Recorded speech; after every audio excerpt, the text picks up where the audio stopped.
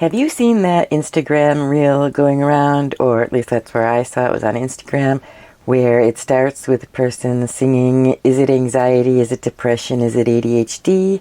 And I think the song ends with, what the F is wrong with me? Well, I saw that video and it totally hit home. Did it hit home for you? If so, you want to watch this video, and you can check out my silly take on that reel on my Instagram, at Real Chat with Cat. That's Cat with a K, all one word, Real Chat with Cat. Hi there, I'm Cat, and this is Real Chat with Cat, where I get to chat about all things ADHD and mental health. Today we're going to talk about living with both ADHD and mental health diagnoses, and I hope you stick around to the end because I'm going to give you 5 tips for folks who do live with both. Just to give you a little background on me, I have been dealing with mental health issues as long as I can remember. I believe I first started seeing a counselor or a therapist of some type as far back maybe as 4th grade. I know by then I was at least seeing the guidance counselor. So I've had a long history of being diagnosed with both depression and anxiety. In the last 10 years or so, I've also been diagnosed with complex post-traumatic stress disorder, and also I have ADHD. So I was diagnosed with ADHD the first time when I was a teenager. Then I was undiagnosed. That's a story I wrote about in my blog. I was undiagnosed, and then only just recently in my 40s was officially diagnosed with ADHD. So I do in fact live with both ADHD and mental health struggles, and it's not always easy. Not only is it incredibly common for folks with ADHD to also have mental health disorders, it's also very common for people to have been misdiagnosed with ADHD or with a mental health disorder who have the opposite. I think it's more common that people are diagnosed with a mental health disorder who really have attention deficit disorder, because many of the symptoms can be the same, and there's a lot of biases and prejudices in the ADHD community. We're getting past and through a lot of them now, but for many years people didn't think girls could have ADHD. People didn't think you could have ADHD if you weren't the stereotypical bounce off the wall hyperactive kid. People thought you couldn't have ADHD if you were smart, if you tested well, etc. So many people are diagnosed late in life, or re-diagnosed, or find out that they have been misdiagnosed. And that's one of the things that I'm working through now. Is I've had so many diagnoses between preteen years and in my 40s. What is the actual issue, and how much of it is ADHD and how much of it is mental health disorders? So finding a doctor who can help you figure that out, or a therapist or other professional, is really beneficial. Before I move on to giving some tips about how to live with both ADHD and a mental health diagnosis, I need to ask you all a favor. Today is my birthday. Happy birthday to me. Do a girl solid and give this video a thumbs up. Share it, like it, love it. It would mean the world to me and make my birthday so much happier. And if you want more ADHD and mental health content, make sure you hit subscribe and turn on the bell notifications so you don't miss any videos. I'll be uploading a new one every Thursday. Okay, so now let's chat about how to live with both. And I'm going to give you 5 things that I think are really important. Number 1 is, if possible, get an accurate diagnosis. And some people might be listening to this or watching this and think, what do you mean, if possible? Well, the truth of the matter is, here in the States at least, there is a severe shortage of proper mental health care, and worse, of proper mental health coverage. So Many people can't afford to go to a psychiatrist for actual diagnostic testing.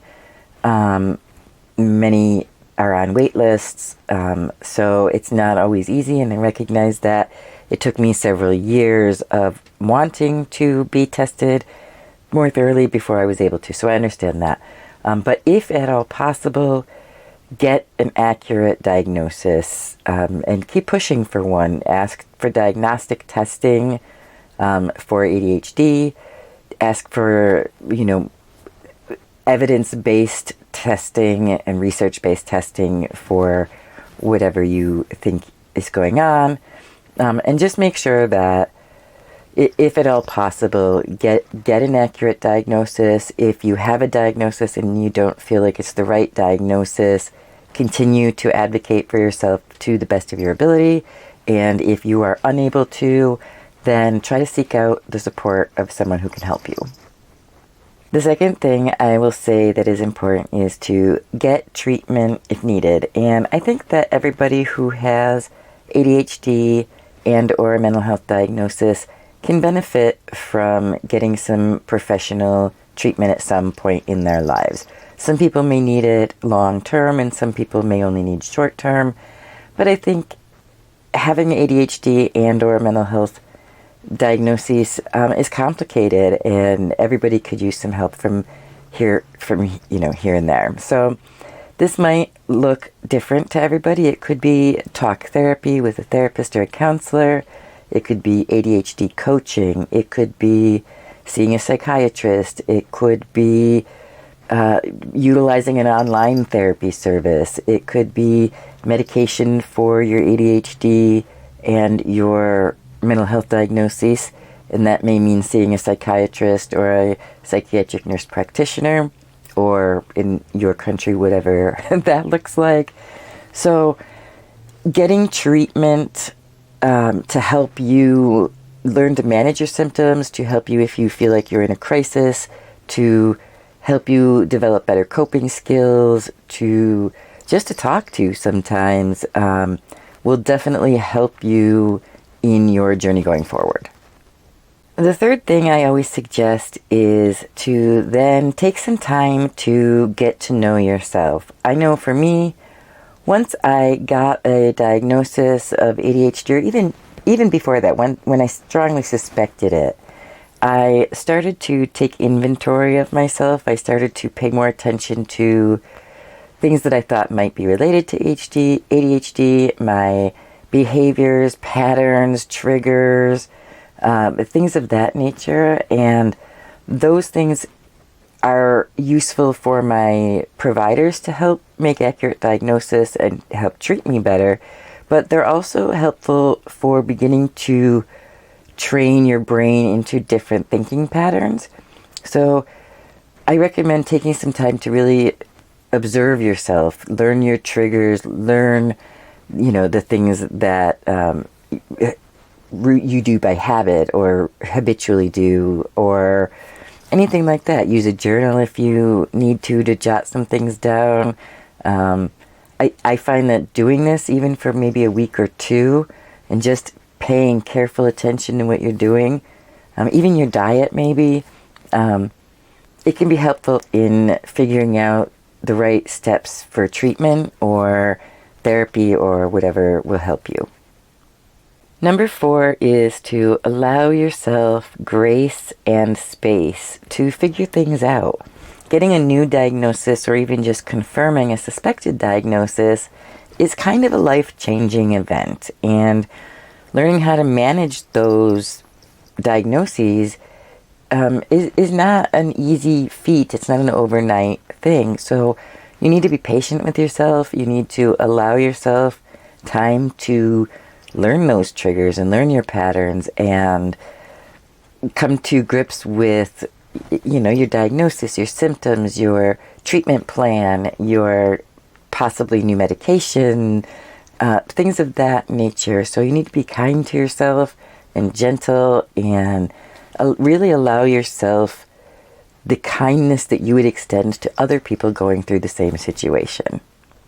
And then lastly, the thing to do is develop a support system and learn coping skills. So your support system is going to be whoever helps to make you feel safe and possibly help you grow. It can be your partner, it can be your kids, it can be your parents, your siblings, but it can also be your friends, your therapist, your counselor, your coach, your Aunt Josie, your did I say psychiatrist? Whoever is helping you be the best you possible. Those are your support systems. The buddy that if you say, hey, I don't feel safe here, I need to go, will say, okay, let's go, no questions asked. They're part of your support system. So develop a strong support system if possible. Know your resources. So know if you have a mental health diagnosis of depression, know how to get in touch with somebody in a crisis. If you are struggling with ADHD, know where to go look for tips to help. First of all, you'll find them all over YouTube, Twitter, Instagram. You can find stuff, but things like that. And learning coping skills to deal with, for me, to deal with all of my things have been the most important pieces of getting treatment and getting therapy. More important than medication for me, more important than the whys has been the coping skills. And, for example, using a fidget toy or you see me playing with my hands a lot, when I'm talking, because that's part of my ADHD, it's also part of my anxiety. Or it just things like that. I, have certain things that work for me when I am feeling anxious. One of them is I tap. And that's a coping mechanism that I learned to help. It grounds me for whatever reason, and it works. So you need to learn coping mechanisms to deal with whatever symptoms you're having, whether it's from your ADHD or your mental health diagnosis, and having a good support system and knowing your crisis resources. So those are the 5 steps. That's all I have today for people who are living with ADHD and a mental health diagnosis. It can be frustrating and complicated, and it's certainly not easy, but you are not alone, and there are many, many, many, many resources all over the place. I'm one of them. Please follow me everywhere at Real Chat with Kat, all one word, and that Kat is with a K, not a C, so at Real Chat with Kat. I hope to see you there.